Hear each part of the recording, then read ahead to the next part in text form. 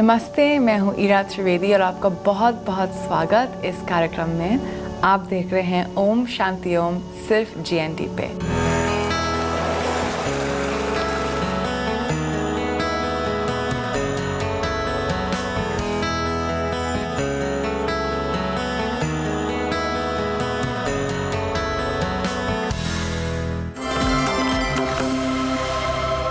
चलिए हम शुरुआत करेंगे ध्यान के साथ और उसके बाद ओम का उच्चारण। अगर आप इस कार्यक्रम को देख रहे हैं तो आप साथ में मेडिटेट करिए, क्योंकि जब हम मेडिटेशन करते हैं तो हम अपनी खुद की वाइब्रेशंस, हमारी घर की वाइब्रेशंस, हमारी फैमिली की वाइब्रेशंस और इस दुनिया की वाइब्रेशंस सबको हम जागृत करते हैं। तो चलिए साथ साथ आप एक कंफर्टेबल सीटेड पोस्चर पे बैठ जाएं, बस आंख को बंद करें और सांस पे ध्यान। जैसे आप इनहेल करते हैं, जैसे आप एक्सहेल करते हैं, आप मन को शांत होने दें। तुरंत आपको एक रिलैक्सेशन की फीलिंग आ जाएगी। इस फीलिंग को आप अपने मन में अपनाइए, शरीर में अपनाइए। अपनी सांस को आप और लंबा करिए और धीरा करिए। हमको ज़्यादा हवा नहीं अंदर ले जानी है और सांस को थोड़ा सा स्लो करना है।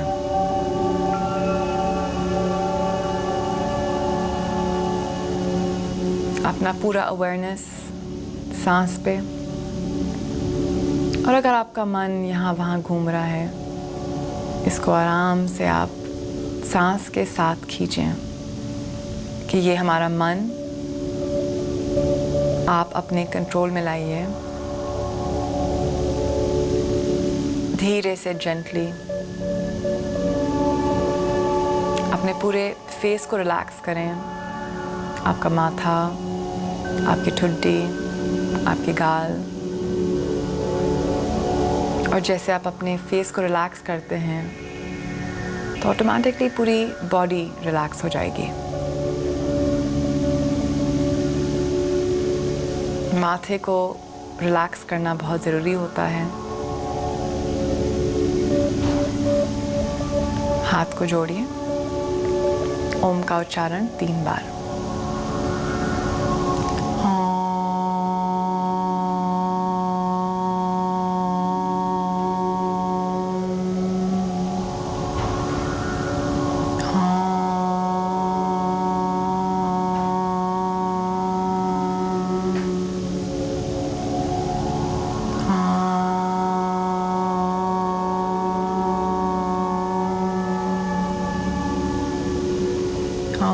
शांति शांति शांति।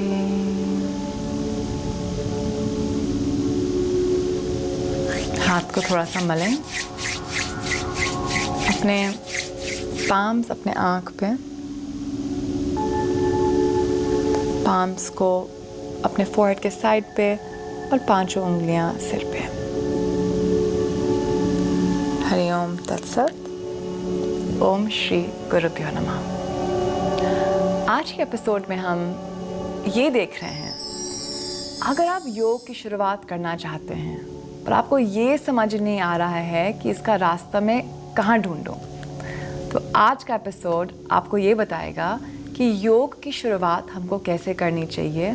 और मैं आज आपको थोड़े से बेसिक आसन दूंगी जो हर कोई अपनी डेली रूटीन में डाल सकता है।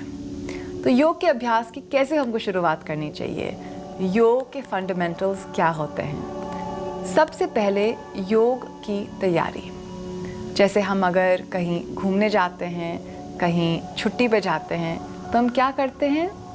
तैयारी। जब बच्चा स्कूल जाता है क्या करते हैं हम? तैयारी। खाना खाने के पहले, खाना पकाने के पहले हम लोग क्या करते हैं? तैयारी। तो योग के पहले भी हमको तैयारी करनी चाहिए। तैयारी के समय में हमारा माइंड फोकस होता है। योग की तैयारी कैसे करें? सबसे पहले योग की जगह, योग को कहाँ करें? अच्छी बात यह है कि योग के लिए बहुत कम जगह की ज़रूरत होती है। आपको इतनी ही जगह चाहिए जितना ये योगा मैट की जगह होती है ना, बस इतना ही चाहिए होता है। पर ये जगह एक शांत वातावरण में होनी चाहिए, ना तो यहाँ पे ज़्यादा पोल्यूशन, ना तो यहाँ पे ज़्यादा साउंड। आइडियल तो ये है कि कोई आसपास हो भी नहीं। जैसे कभी कभी बच्चे आते हैं जब आप योग करते हैं, कोई अंदर आता है। पर योग के लिए अगर आप बस अकेले हैं और आपको थोड़ी सी एक पीसफुल जगह मिल गई तो ये अच्छी चीज़ है। और वही एक जगह पे आप योग रोज करें, ये एक एनर्जी बनाता है। तो वो जगह जब आप डेडिकेट करेंगे और आप उस जगह पे आएंगे तो आपका ध्यान यहाँ पे लगेगा। आप सोचिए ना, ऑफिस हम लोग क्यों बनाते हैं? क्योंकि जब ऑफिस में हम जाते हैं तो तुरंत दिमाग फोकस होता है। जब हम अपने टेबल पे बैठते हैं तो तुरंत दिमाग फोकस होता है। जब एक बच्चा स्कूल जाता है और स्कूल डेस्क पे बैठता है तो तुरंत दिमाग फोकस होता है। अगर आप रोज़ एक ही जगह पे योग करें तो आपका फोकस बनेगा और आप जैसी उस जगह पे जाएंगे तो आपको योग की फीलिंग आएगी कि चलिए आज हम योग करते हैं। दूसरी चीज़, एक अच्छा योग का मैट। योग का मैट ज़रूरी होता है योग के लिए। थोड़े से लोग नहीं यूज़ करते हैं, कारपेट यूज़ करते हैं, टावल यूज़ करते हैं, चादर यूज़ करते हैं। परंतु आप अगर योग के बारे में सीरियस हैं तो आप एक योग का मैट ज़रूर लें। अगर एक अच्छे नेचुरल योगा मैट आजकल बहुत ज़्यादा मिल रहे हैं तो आप वही लें। अगर ज़्यादा प्लास्टिक वगैरह हो तो काफ़ी इसमें भी टॉक्सिक मटेरियल्स होते हैं और हमारे हाथ पे लगते हैं, हमारे चेहरे पे लगते हैं। क्योंकि योग के लिए हम अपनी पूरी शरीर की इस्तेमाल करते हैं, तो ये छोटे छोटे जो टॉक्सिन्स होते हैं एक पीवीसी मैट पे ये हमारे शरीर में एंटर होते हैं। तो इसलिए अच्छी बात है कि आप अच्छा नेचुरल योग का मैट इस्तेमाल करें। तीसरी चीज़, खाना कब खाना चाहिए अगर आप योग कर रहे हैं?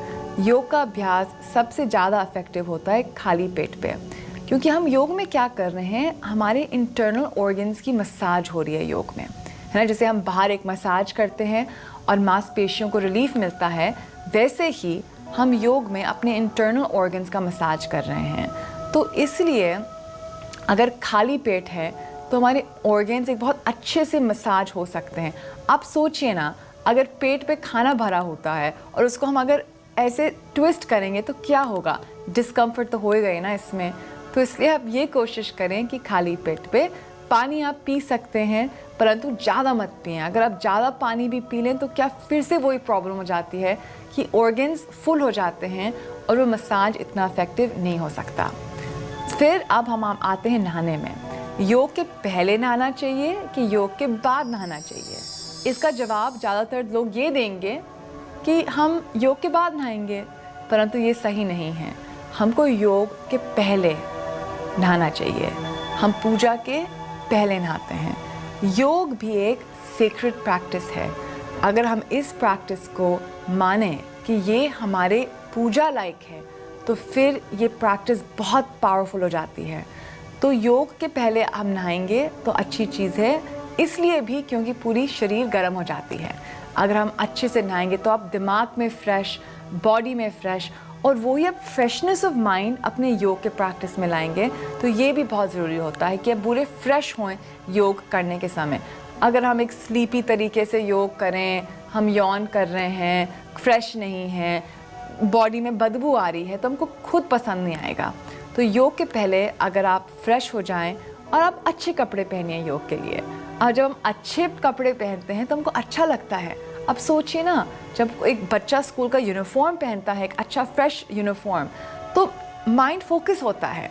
अगर हम कहीं बाहर जाते हैं और अच्छे कपड़े पहनते हैं तो मूड बनता है। तो योग के लिए भी आप थोड़े कपड़े रखें जो कंफर्टेबल कपड़े हैं, जिसको पहन को आपको लगे कि मैं आज इन कपड़ों में योग करूँगी, है ना। तो ये मैं भी यूज़ करती हूँ कि जब मेरा मूड नहीं होता है योग करने का, और मैं आपको बता रही हूँ कि ज़रूर आएगा वो समय कि आपको मन ही नहीं करेगा योग करने का, क्योंकि योग एक बहुत डिसिप्लिन प्रैक्टिस होता है मन के लिए। तो मन बोलेगा कि आज मुझको योग नहीं करना है, परंतु जब भी आप योग करेंगे तो आपको इतना अच्छा लगेगा, आपको कभी रिग्रेट नहीं होगा कि मैंने आज योग किया है। जब मेरी दिमाग की स्थिति ऐसी हो जाती है कि मुझको मन नहीं कर रहा है योग करने का, तो मैं क्या करती हूँ, मैं अच्छे कपड़े पहनती हूँ और वो कपड़े मेरा मूड बनाते हैं। ये एक छोटा सा ट्रिक मैं खुद यूज़ करती हूँ, आप ट्राई करिए, इसमें ज़रूर आपका मूड बनेगा योग करने का। और मैं आखिरी चीज़ आपको बता रही हूँ जो बहुत ज़रूरी है, वो है कि योग एक फ़िज़िकल प्रैक्टिस तो है ही, पर वो सिर्फ फिज़िकल प्रैक्टिस नहीं है। ये एक मेडिटेशन की प्रैक्टिस है, ये एक इमोशनल प्रैक्टिस है। योग हर चीज़ को एक बहुत सुंदर तरीके से कंबाइन करता है। तो आप जब योग कर रहे हैं तो आपकी बॉडी में एक मेडिटेशन की स्थिति बन रही है ना, जो हर एक पोस्चर हमारे ऐसे नाड़ियों को खोलता है कि हमारी ऑटोमेटिकली एक मेडिटेटिव स्टेट हमारे बॉडी और माइंड में बन जाती है। तो योग अभ्यास एक मेडिटेशन का टेक्निक भी है, तो इसको हमको फुल अवेयरनेस के साथ करना चाहिए। बॉडी की अवेयरनेस, माइंड की अवेयरनेस और ब्रेथ की अवेयरनेस।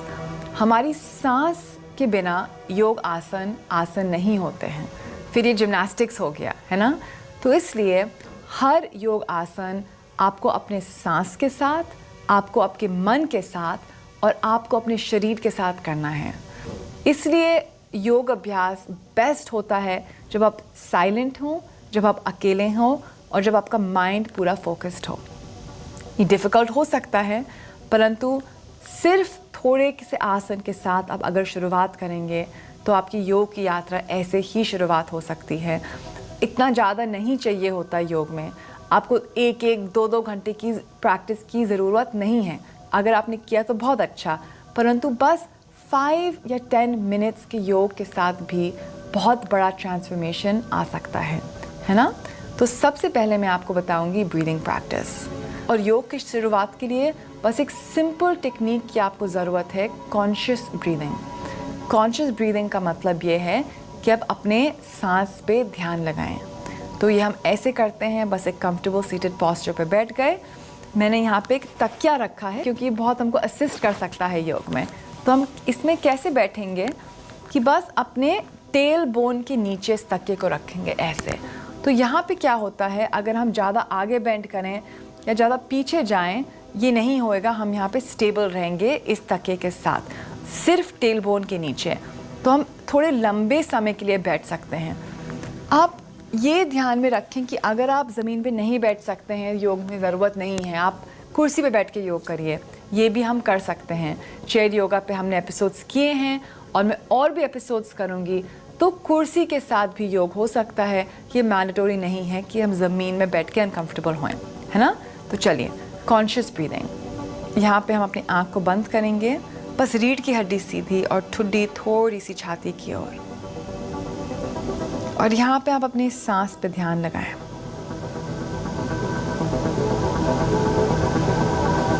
इनहेल और एक्सहेल। और अब आप मेरी काउंटिंग के साथ सांस को अंदर करेंगे और सांस को बाहर लेंगे। आप ये सोचिए कि हम एक कप में पानी भर रहे हैं और जो वो मात्रा पानी की है वो बढ़ती जा रही है, और उसी तरीके से हम अपनी सांस को अंदर लेंगे। तो inhale on 1, on 2, on 3, on 4. Exhale 1, 2, 3, 4. Inhale 1, 2, 3, 4. और exhale 1, 2, 3, 4, 5. Inhale 1, 2, 3, 4, 5. Hold. अब बस थोड़ा सा नॉर्मल ब्रीदिंग करें। आँख को खोलिए।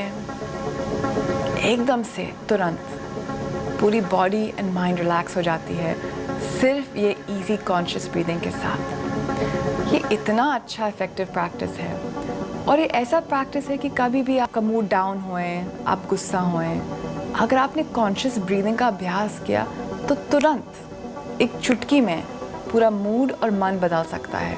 तो आप कोशिश करिए, जब आपके सामने एक कुछ डिफ़िकल्ट सिचुएशन आती है तो आपने अगर कॉन्शियस ब्रीदिंग का इस्तेमाल किया तो तुरंत पूरा मूड चेंज हो जाएगा, है ना। कितना सुंदर तरीका है और कितना सिंपल भी है।